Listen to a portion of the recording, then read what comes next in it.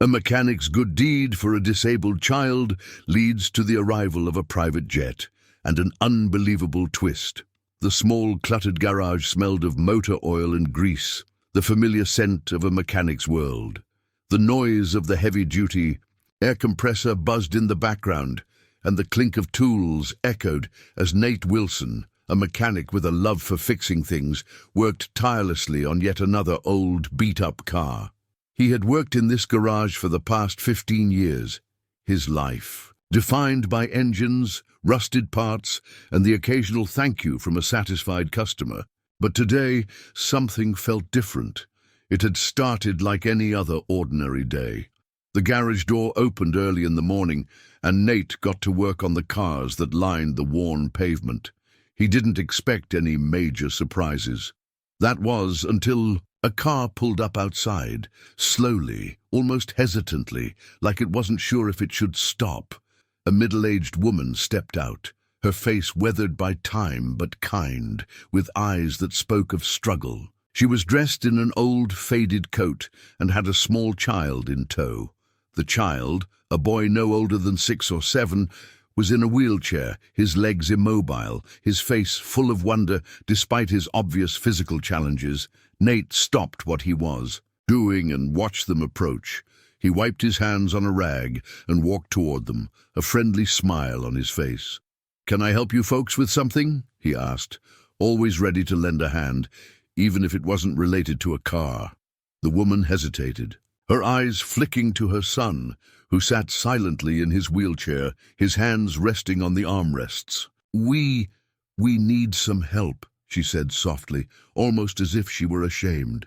"My son's wheelchair. It broke down. The wheels aren't turning anymore, and we don't have the money to fix it. I've tried everything.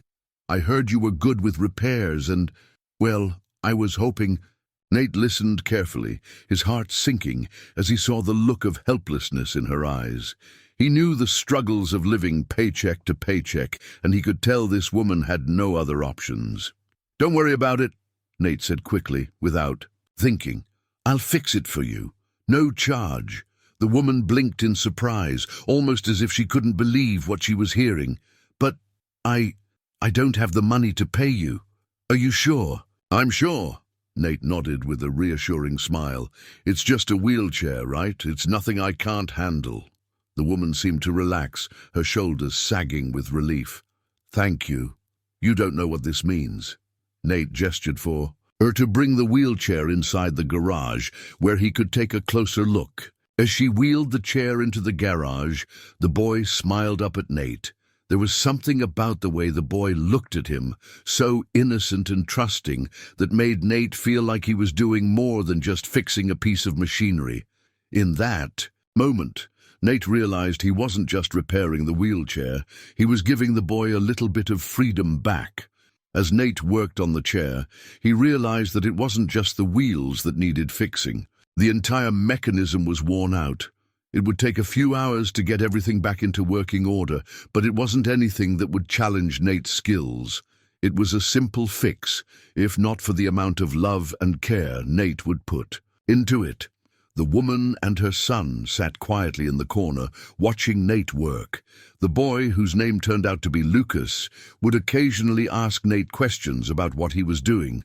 Nate, in turn, would answer him with as much detail as a teacher would give to a curious student. By the time Nate had the wheelchair fixed, Lucas was grinning ear to ear, his small hands eager to touch the newly repaired wheels. "There you go," Nate said, standing back and admiring his work. "All fixed up. You should be able to move around." "Just fine now." Lucas's eyes lit up and he clapped his hands in joy. His mother, her voice choked with emotion, hugged him tightly. "Thank you," she whispered. "Thank you so much." Nate felt a warm satisfaction in his chest. It wasn't often that he got such genuine gratitude, and this simple act of kindness had made his day. He waved them off with a smile. "Take care of that wheelchair," he said with a chuckle. "And if you need anything else, don't hesitate to come by." They left the garage that afternoon, Lucas rolling proudly out the door, his wheelchair gliding smoothly down the street. Nate watched them go, his heart feeling lighter than it had in years. Little did he know, this small act of kindness was about to change his life forever. The days following the wheelchair repair passed by uneventfully for Nate. He returned to his usual rhythm of fixing cars, tuning engines, and listening to the occasional customers complain about their vehicles. Life, as it often did, settled back into its ordinary pace. But there was something different about that small act of kindness, the way it had left a mark on him. Every time he thought about Lucas and his mother, the image of the boy's joyful smile lingered in his mind. The look of gratitude in the woman's eyes stayed with him. It wasn't about fixing the wheelchair, it was about helping someone when they were at their lowest, providing a small, unexpected beacon of hope in their lives. As the week wore on, Nate continued to work on his cars, keeping to himself. He had no expectations, no plans. After all, it was just a simple act of kindness, nothing more. But as Nate walked out of the garage late one afternoon, wiping his hands on his coveralls, something caught his eye.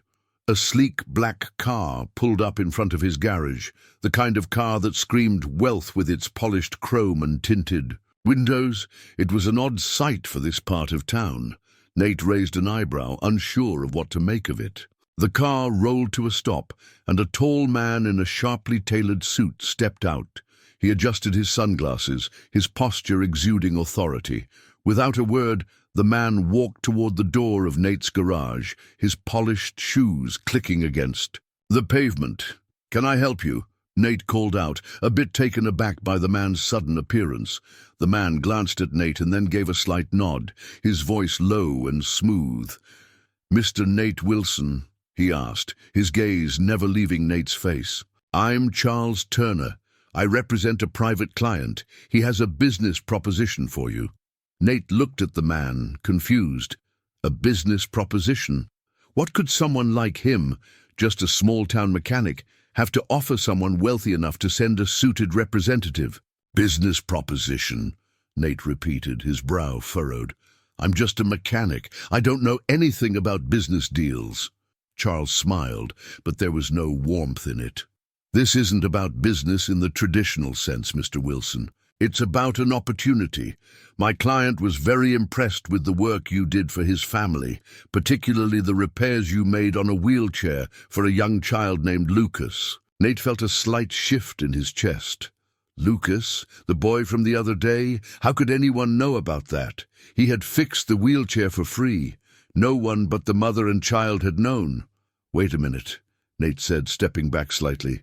"How do you know about that?" Charles's eyes gleamed with an almost predatory glint. "Let's just say my client knows everything about your generosity. He wants to thank you for your kindness, and we'd like to make it worth your while." Nate stood, silent, trying to process the man's words. He had no idea who this client was, but he couldn't shake the unease that gnawed at him. He didn't do what he did for the reward. The idea that someone was now tracking him, seemingly offering a thank you that came with strings attached, didn't sit right with him. "Look, I didn't do that for money," Nate finally said, his voice firm. "I'm just a guy who helps out when I can. I don't need any rewards." Charles raised an eyebrow, clearly unfazed. "My client insists, and it's not just any reward. This is a life-changing opportunity." Before Nate could respond, the sound of a jet engine roared overhead, growing louder and louder. The rumble filled the air, rattling the windows of the garage. Nate glanced up and saw a private jet coming in for a landing not far away. It was large, sleek, and unmistakably luxurious. His heart skipped a beat. "Is that—" Nate started to ask, but before he could finish, Charles turned to face him, his eyes glinting with a knowing smile. "That's your reward, Mr. Wilson," Charles said, his voice smooth. "My client insists that you come with us. He has a proposal for you that's worth far more than what you've ever dreamed of. You'll never have to work in this garage again if you accept." Nate stood frozen, his gaze fixed on the descending jet. His mind raced. What was this all about? He had done nothing more than help a boy and his mother, but now the wheels of some unseen machine were turning, pulling him into something far, bigger than he had imagined. Before Nate could even comprehend what was happening, the man in the suit opened the door to the car and gestured for him to get in. "Please," Charles said, a touch of impatience in his tone. "My client is waiting." Nate stood there, still processing what was happening. The world around him felt surreal, like a strange dream he couldn't quite wake up from. The sleek black car, the private jet, and the mysterious man. Everything seemed to point to a world far beyond the one Nate had known, a world of wealth, power, and opportunity that had never even crossed his mind. He had always been content working on cars, fixing engines, living his life in this small town. But now he was being pulled into something much bigger than himself. The man in the suit, Charles Turner, was waiting patiently, his posture unyielding as he stood next to the door of the car, clearly expecting Nate to follow him. There was no malice in Charles's eyes, but the subtle air of control he exuded made Nate uncomfortable. "Come on, Mr. Wilson," Charles said again, his voice smooth and persuasive. "You won't regret it. My client is a man of his word. If you accept this offer, your life will never be the same." Nate hesitated. The idea of walking away from the ordinary life he had built, a life of hard work, simple pleasures, and quiet satisfaction, felt daunting. But something about Charles's words tugged at him. He had helped someone in need, and now it seemed like the universe was offering him a chance for something greater. What did he have to lose? With a final glance at the familiar streets of his small town, Nate made his decision. He stepped forward and slid into the back seat of the car. The moment the door closed behind him, he felt a weight settle in his chest. This was no ordinary ride. The sleek, black interior of the car was unlike anything he had ever seen. Everything was high-end, polished to perfection, and it smelled faintly of expensive leather and fine cologne. Charles settled into the front seat, and the car pulled away from the curb, heading toward the private jet on the runway. Nate sat back, trying to relax, but his mind was racing with questions. "Who is your client?" Nate asked, breaking the silence. "Why are they doing this?" "I didn't ask for anything. I only fixed a wheelchair." Charles glanced over his shoulder, his smile almost pitying. "You underestimate yourself, Mr. Wilson. My client is a man who believes in rewarding kindness, especially when it's rare. He saw what you did for that child, Lucas. He saw the good in you, something that is hard to come by in this world. So, he wants to offer you an opportunity to change your life forever." The car sped through the streets, taking Nate further from the comfort of his familiar surroundings. The landscape shifted, moving from suburban sprawl to open fields and private estates. As they neared the runway, Nate could see the jet, now fully landed, its gleaming exterior shining under the late afternoon sun. The car pulled to a stop just beside the jet, and Charles got out first, holding the door open for Nate. Nate hesitated, before following him, stepping onto the tarmac. His heart pounded, but there was no turning back now. A sudden rush of excitement mixed with fear made his hands tremble. What was this all about? Why had his simple act of kindness led him here? As they walked toward the jet, a man stepped out from the doorway of the plane. He was tall, impeccably dressed in a tailored suit, with silver hair and a commanding presence. His eyes were sharp and calculating, and as he approached Nate, his gaze softened just for a moment. The air around him seemed to vibrate with authority, and for the first time in his life, Nate felt small. "Mr. Wilson," the man said, extending a hand. "I'm Jack Reynolds. It's a pleasure to meet you." Nate shook his hand cautiously, still unsure about the situation. "What is all this? Why me?" Jack smiled, a slight but knowing smile. "Because you're the kind of person who does the right thing without expecting anything in return. That's rare in today's world. I believe people Like you deserve more. Charles stood back, watching the interaction unfold, but it was clear that this meeting was between Nate and Jack. There was something personal about it, something that made Nate feel as if he were at the center of a much bigger story than he had ever imagined. "I don't understand," Nate said, his voice steady but full of confusion. "I fixed a wheelchair for a kid, that's all. I don't need anything." Jack nodded thoughtfully. "And that's exactly why you're here.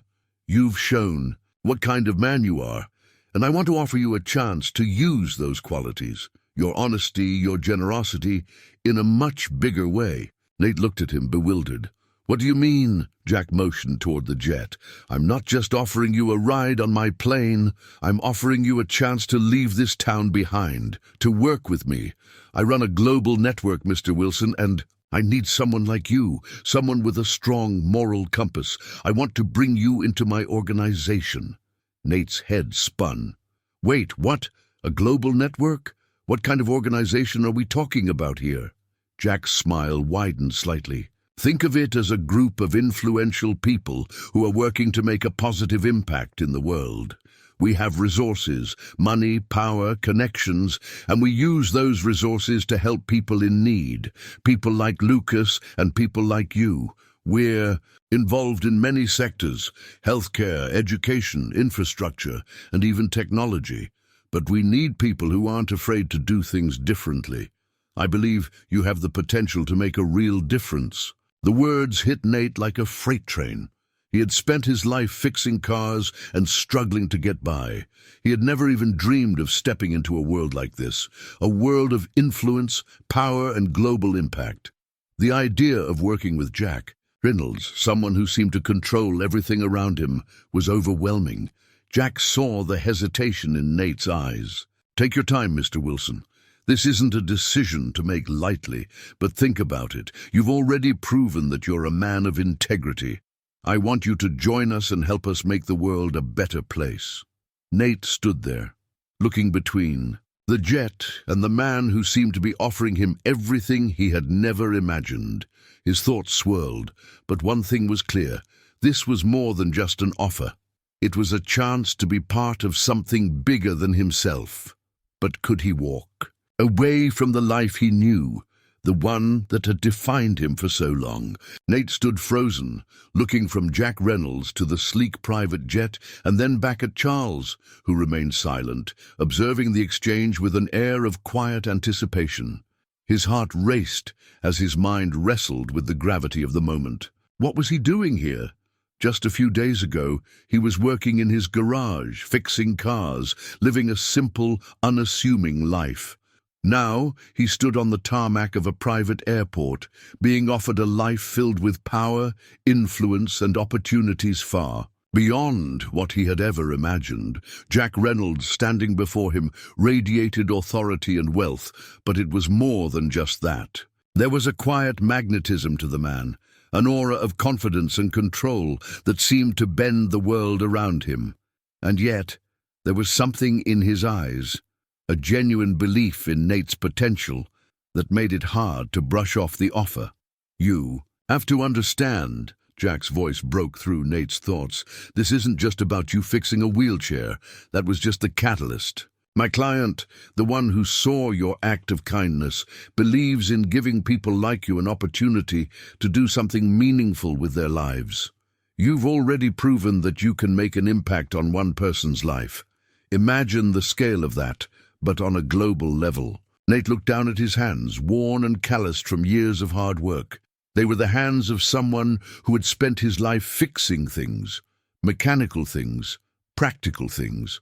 But now he was being asked to fix something far larger, the lives of people, of entire communities. Could he really do it? Could he really step away from the life he knew and join this high-stakes world of power and influence? He took a deep breath, feeling the weight of the decision pressing on him. He could stay in this small town, where everything was familiar.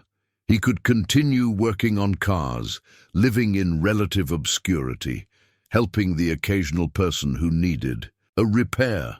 But the truth was, Nate knew he was capable of more. He wasn't just a mechanic, He had a deep sense of empathy and a genuine desire to make the world a better place. But could he do that by joining someone like Jack Reynolds, someone who seemed to have his own set of rules? Jack's voice lowered, almost as if he were reading Nate's thoughts.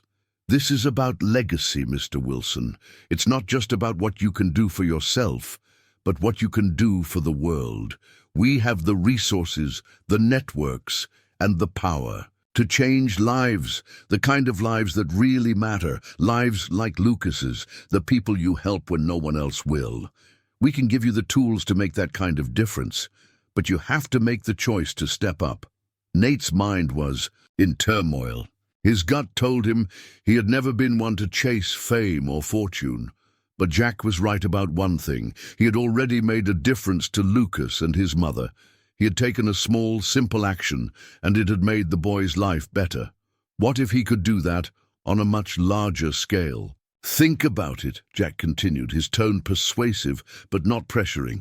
You'll never have to worry about money again. You'll have the means to make real change, to touch lives on a scale you've only dreamed of. You'll never be limited by your circumstances, Nate, and you'll be a part of something bigger, something that will last long after you're gone. For the first time, Nate's gaze moved away from Jack and Charles and back to the jet. The engines were still warm, and the possibilities that lay inside it seemed endless. He could feel the pull, the opportunity, the chance to truly make a mark, but he wasn't blind to the potential cost. You're asking me to leave everything behind, Nate said quietly, his voice steady but filled with doubt. The people I know, my life here, it's all I've ever known. Jack nodded, understanding. I don't expect this to be easy, Mr. Wilson, but the world you've known, it's small. The world you could be a part of now, it's limitless. You'll have the chance to change lives, to leave a real legacy, but it's a choice only you who can make. Nate turned his back to the jet and walked a few paces, his mind swirling. The sun was beginning to dip below the horizon, casting a warm golden glow over the tarmac. For a moment, the world seemed to pause around him, as if waiting for him to decide which path to take. He had always done things the hard way. He had always worked for what he earned. But could he let go of the life he had built? The people. He knew the simplicity of his world for something far greater yet unknown. The thought of making a difference on a global scale was tempting. The idea of being part of something that could truly change the world for the better, to help those who needed it most, was appealing. But at the same time, Nate had always believed that change started small, with one good deed at a time. Was he willing to take that leap into the unknown, to trust Jack Reynolds and the mysterious network he represented? His thoughts turned back to Lucas, the young boy whose smile had lit up the garage. The memory of that simple, innocent joy made something stir deep within him. Maybe this was the kind of opportunity he had always dreamed of, to help more people like Lucas, to be part of something that didn't just fix machines, but people, families, entire communities. Nate took a deep breath, his heart finally making up his mind. "I'll do it," he said, his voice firm with resolve. "I'll take the chance." Jack smiled, the faintest glimmer of approval in his eyes. "I knew you'd make the right choice." Charles, who had been standing quietly, stepped forward. "Good decision, Mr. Wilson. You'll find that your life will never be the same. We'll make the arrangements." As Jack and Charles led him toward the jet, Nate couldn't shake the feeling that he was stepping into a new life, one that held as much uncertainty as it did promise. But deep down, he knew that he had made the right choice. It wasn't about the money or the power or the recognition. It was about using his skills and his heart to make a difference in a way he had never imagined. And with that, he boarded the jet, ready to face the future and whatever challenges awaited him. Whatever the cost, it was a price he was willing to pay. As the private jet ascended into the sky, the city below shrinking into the distance, Nate felt the weight of the decision he had just made settling in. The hum of the engines filled the cabin, and the scenery outside blurred as the plane picked up speed, cutting through the clouds. He had made the leap, a leap that would take him far beyond the small world he had known, into a future filled with uncertainty and promise. Jack Reynolds sat across from him in the plush seats of the jet, his calm presence giving Nate a sense of reassurance. Charles, who had been largely silent up until now, was seated nearby, his sharp eyes never straying too far from Nate. The luxury of the plane's interior, the soft leather seats, the golden trim, and the polished surfaces, felt like a far cry from the simple garage Nate had worked in all these years. It was overwhelming in its opulence, but Nate couldn't help but notice how out of place he felt among it all. This wasn't his world. Jack, sensing Nate's unease, spoke first. "You're probably wondering what happens next, Mr. Wilson. What this new life will be like. And I won't sugarcoat it. It won't be easy." Nate nodded, his gaze lingering out the window as the landscape below became nothing more than a patchwork of greens and browns. "I don't expect it to be easy, I don't know what to expect." Jack smiled, a glint of understanding in his eyes. "That's natural, but you've got the skills, Nate. You've shown that you can make a real difference no matter the situation. That's why I brought you into this. We've been looking for someone like you, someone who sees beyond the surface, someone who understands that true change doesn't come from money or power. It comes from the heart. You'll see soon enough what I mean."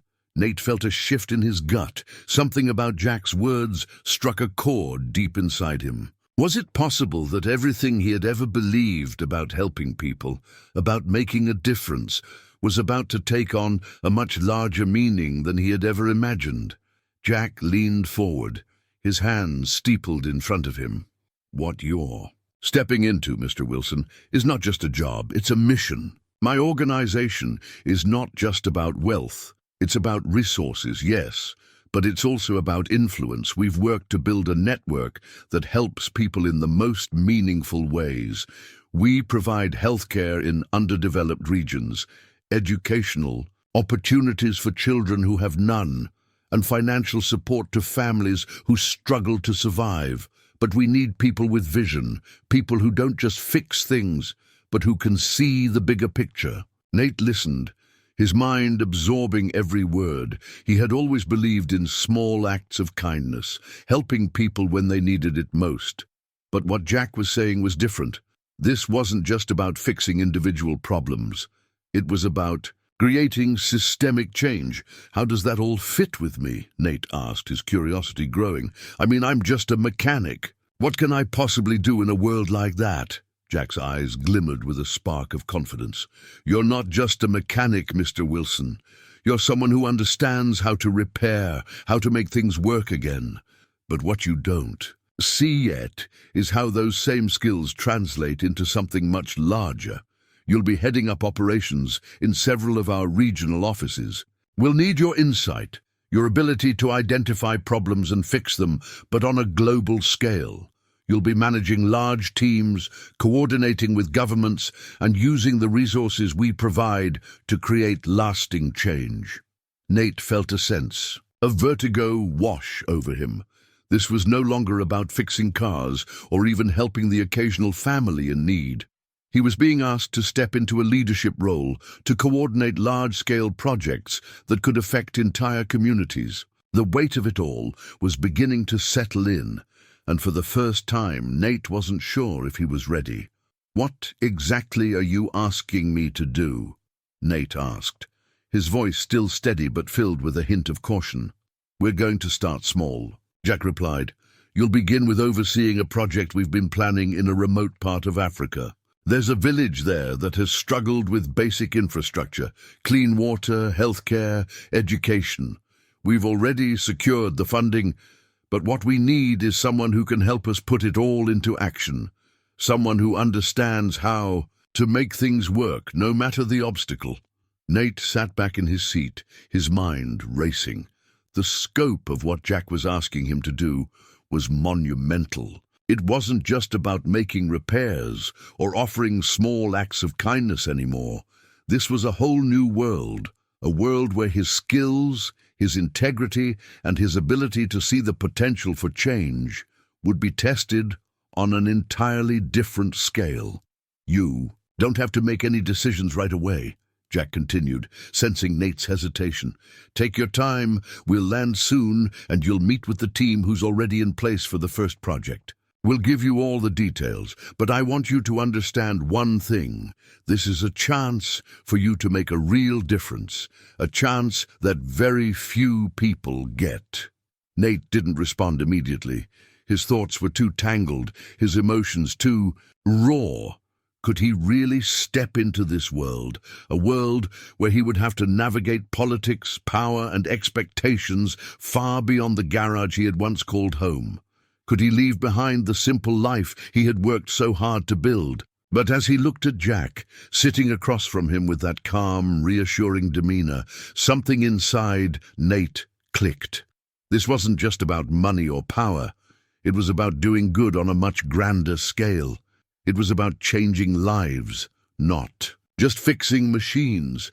The idea of being a part of something so impactful, so meaningful, stirred something deep inside him. "Okay," Nate finally said, his voice low but full of conviction. "I'm in. I'll do it." Jack smiled broadly. "I knew you'd make the right choice. Welcome to the team, Mr. Wilson.